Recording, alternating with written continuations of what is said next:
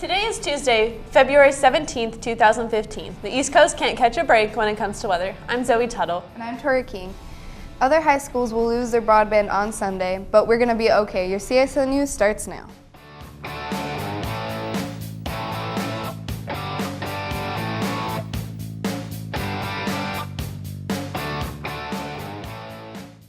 We may be experiencing the warmest February on record, but the East Coast is again getting snow and frigid temperatures. In Boston, over 100 inches of snow have fallen in the last 3 weeks. More snow is expected today. To make things worse, any snow that was melting has frozen solid with winter chills below zero. Mass transit systems are running at reduced rates, and schools and federal offices remain closed in many areas. On the bright side, our temperatures are expected to be almost 60 degrees in the next few days. State legislator leaders are telling school officials they will soon have to come up with their own plans for broadband internet access after the state's $60 million contract that provided broadband access to high schools was voided. Senate President Pro Tem Brett Hill told nearly 200 Idaho public school trustees Monday that state's broadband project will go dark February 22nd. This means districts will need to implement their own emergency plan immediately. If you want broadband access for the rest of the school year, luckily for us, the district doesn't expect problems with the state's broadband and it goes away. That's because the overwhelming majority of the district's broadband service comes from a private vendor. A woman with a rare disease has been spontaneously cured in an event so improbable, doctors say it is the medical equivalency of a lottery win. The woman is in her 50s, who is not being named, and was plagued by warts and infections as part of WHIM syndrome, caused by a defective immune system. But doctors say a fluke DNA mutation reported in the journal Cell effectively cured her in her 30s. One doctor said the odds of it happening were astronomically low. Patients with WHIM syndrome have a defect in the single section of their DNA that makes them extremely vulnerable to infection. We'll be right back after this.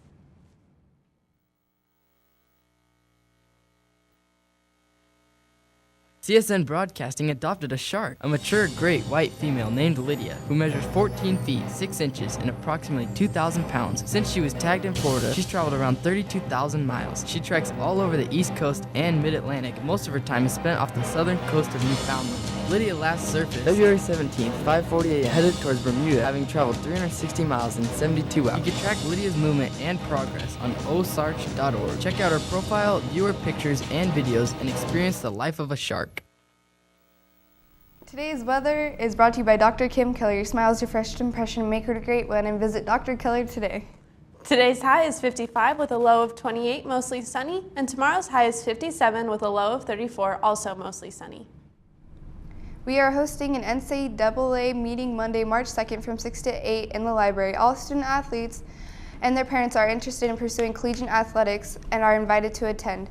Matt Stewart, Assistant Athletic Director for Academics of Idaho State University, and his team will talk about the general NCAA eligibility requirements and answer questions. So mark it down and plan on coming athletes.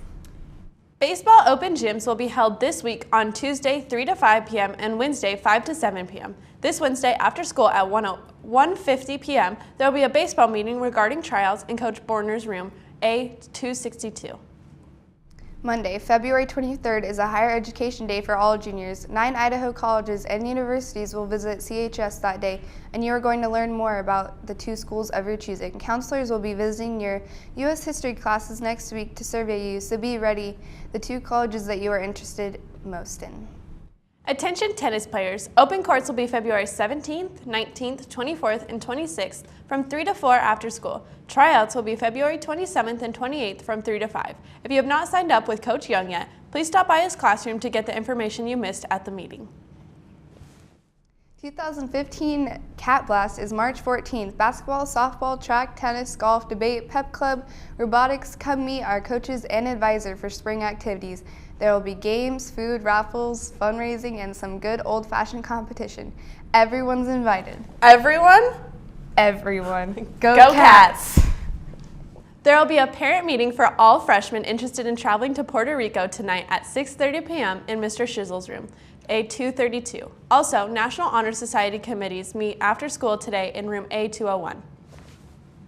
Today's SAT word of the day is zephyr, which means a gentle breeze. You could use it this way. The zephyr entering the school smelled of fresh baked cookies. That's your news. We'll see you again tomorrow right here on the Wildcat Wire.